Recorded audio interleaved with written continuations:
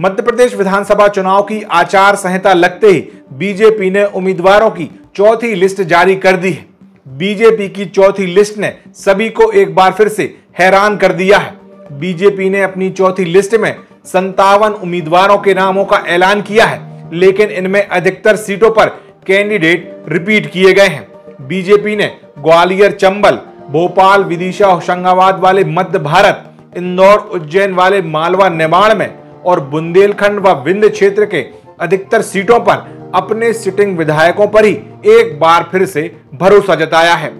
बुंदेलखंड की सीटों की बात करें तो बीजेपी ने इस चौथी लिस्ट में मौजूदा विधायकों को ही रिपीट किया है। इनमें जो प्रमुख नाम शामिल हैं वो है सुर्खी से गोविंद सिंह राजपूत, मलहरा से प्रद्युम्न सिंह तोमर, पन्ना से ब्रजेंद्र प्रताप सिंह, खुरई से भूपेंद्र सिंह, रेहली से गोपाल भार्गव, नरयावली से प्रदीप लारिया, सागर से शैलेंद्र जैन और खरगापुर से राहुल सिंह लोधी, जो कि उमा भारती के भतीजे हैं। सागर जिले की बात करें तो रेहली से गोपाल भार्गव को मौका दिया गया है। 9वीं बार वो बीजेपी के टिकट पर चुनाव लड़ेंगे। वो राजनीति के एक अपराजय योद्धा हैं। पार्टी को यह मालूम है कि कांग्रेस के पास गोपाल भार्गव जैसे नेता का कोई तोड़ नहीं है और ये सीट उन सीटों में है जो बीजेपी लंबे वक्त से हारी नहीं है। खुरई की बात करें तो खुरई से मंत्री भूपेंद्र सिंह ठाकुर एक बार फिर मैदान में है। बीजेपी के दिग्गज नेताओं में उनका नाम है।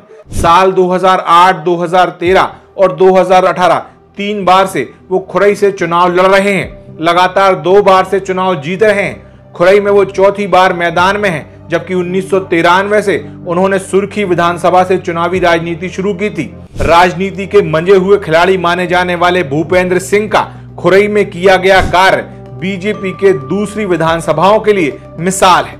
उन्होंने न सिर्फ खुरई में संगठन को मजबूत किया, बल्कि विरोधी खेमे को तोड़ कर रख दिया है। बीजेपी जानती है भूपेंद्र सिंह जीत का फॉर्मूला जानते हैं, कैसे भी वो जीत हासिल कर ही लेंगे। बात सुर्खी विधानसभा की करें तो यहां से मौका मिला है गोविंद सिंह राजपूत को। एक लंबा वक्त कांग्रेस के फ्रंटलाइन नेताओं में रहे। 1998 में पहली बार सुर्खी से चुनाव लड़ने की शुरुआत की। फिर साल 2003, 2008, 2013 और 2018 में वो कांग्रेस के टिकट पर चुनाव लड़े, जिसमें से 3 बार वो चुनाव जीते और साल 2020 के उपचुनाव में बीजेपी के टिकट पर जीत हासिल की।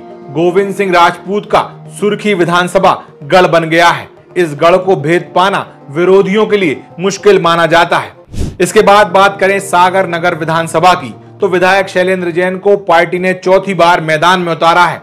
लगातार 3 बार से वो चुनाव जीतते आ रहे हैं। विधायक शैलेंद्र जैन को बीजेपी ने साल 2008 में जिला अध्यक्ष रहते हुए टिकट दिया था। शैलेंद्र जैन को सागर से चौथी बार टिकट देने के पीछे की वजह है उनका मिलनसार स्वभाव। शहर में उनका नामात्र का विरोध, बेदाग छवि और 24 घंटे जनता के बीच मौजूद रहते हुए हर किसी के सुख दुख में शामिल होना।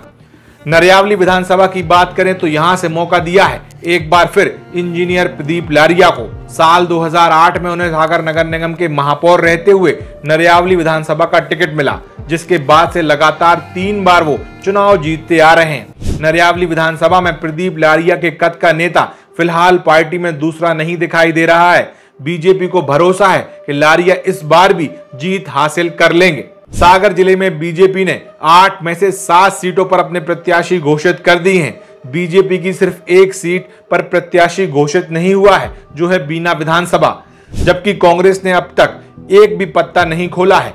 आने वाले कुछ वक्त में कांग्रेस भी अपने प्रत्याशी घोषित करेगी। देखना होगा बीजेपी के इन चेहरों के सामने वो किसे चुनावी मैदान में उतारती है।